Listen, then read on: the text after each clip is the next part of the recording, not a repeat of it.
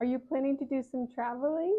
Hi, I'm Linda Esposito from Be Clear with Bronchiectasis, and I'm here to talk to you about how to travel safely and feel that you're still taking care of all of your needs. And let's face it, with bronchiectasis, there's a large burden when it comes to airway clearance, exercise, and eating well, and all of that. But if it's your goal to live your life fully and travel is part of that, let's talk about it. And I love meeting with new clients or my regular ongoing coaching clients to talk about travel, because then I get to hear all about where they're going.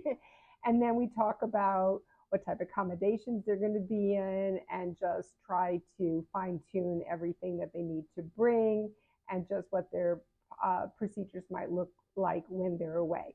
I think the most important thing to say is, if you're trying something new, for example, if you have this Trek nebulizer that you've never used before, this is just the compressor, but it has tubing in a cup.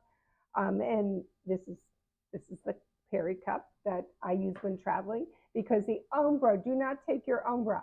It will burn out. You can only use the Umbra in the US and in Canada.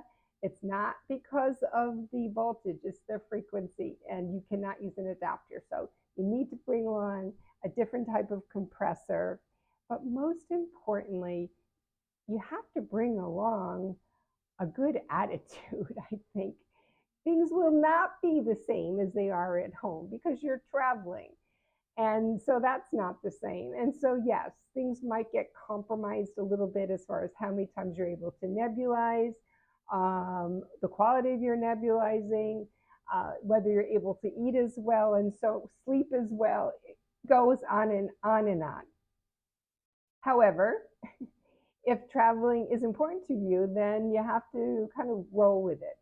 Secondly, what I suggest doing is bringing along a good attitude, but also if you're bringing along devices that you've never used before, such as some of my clients like to use a drizzle pot for sterilizing. It's a silicone pot that I guess telescopes the word. You pull it up, and it's a pot, and you put water in, and then you can boil your aerobica and whatever cup you're using. This Perry cup can withstand high heat, so that's good. But if these are devices that you've never used before, use them at home before you go. Because I can say from experience, I had an issue with the drizzle pot. Well, it really wouldn't have helped me, because I brought it to Italy several years ago, and then it kept on turning off. And the reason it kept on turning off is the instructions didn't say to turn the pot upside down and change the voltage. And so it was overheating and turning off.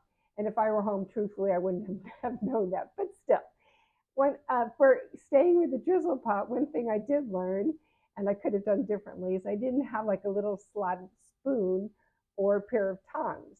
So I was using the end of my toothbrush to fish out the pieces of my aerobica and nebulizing cup. And then, of course, the hot water was like dribbling down my arm. So no, that wasn't good. And now I always pack a little, like I said, tongs.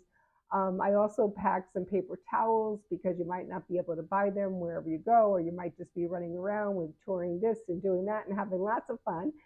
So I break off a whole bunch of paper towels in advance and pack them, just the half sheets, so that I can shake my devices pieces out really well and then dry them on the paper towel. So those are my words of wisdom for today: to bring along a good attitude and to test all of your gizmos and gadgets before you go.